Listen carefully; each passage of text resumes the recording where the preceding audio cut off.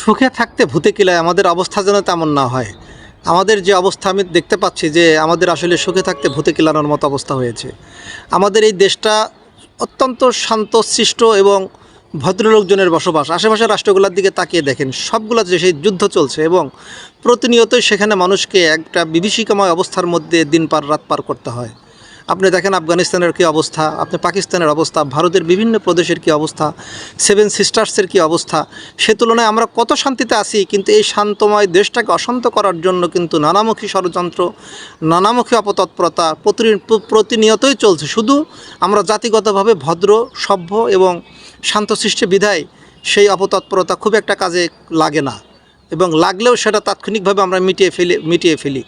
দীর্ঘ স্বাধীনতার পর আজ কতগুলা বছর পার হয়েছে, আমরা কিন্তু মানে খুবই শান্তিতে বসবাস করছি এবং আমাদের কোনো নিরাপত্তা নিয়ে কোনো শঙ্কা আমাদের কিন্তু নেই।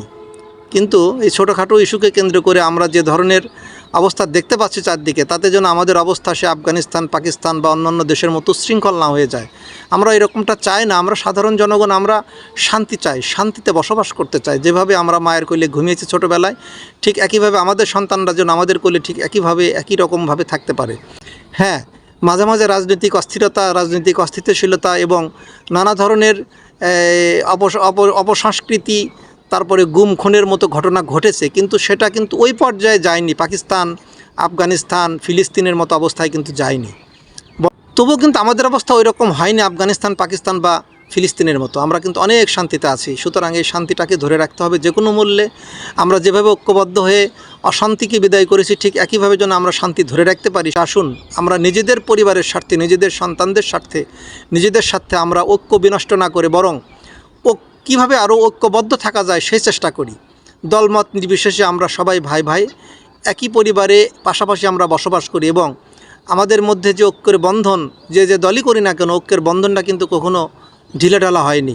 এই ঐক্যটাকে ঢিলেঢালা করার জন্য ঐক্যবদ্ধ বাঙালি জাতিকে অনৈক্যের মধ্যে ফেলে দিয়ে দেশটাকে ছিবড়ে খাওয়ার জন্য কিন্তু সকল ধরনের অপতৎপরতা চলমান। সুতরাং আসুন আমরা সকল অপতৎপরতা রুখে দিয়ে আসুন আমরা ঐক্যবদ্ধ হই এবং কোনো প্রকার উচ্ছৃঙ্খল, হানাহানি এবং কোনো জঙ্গি বা এই টাইপের তৎপরতা যেন আমাদের দেশে কখনোই না হয়।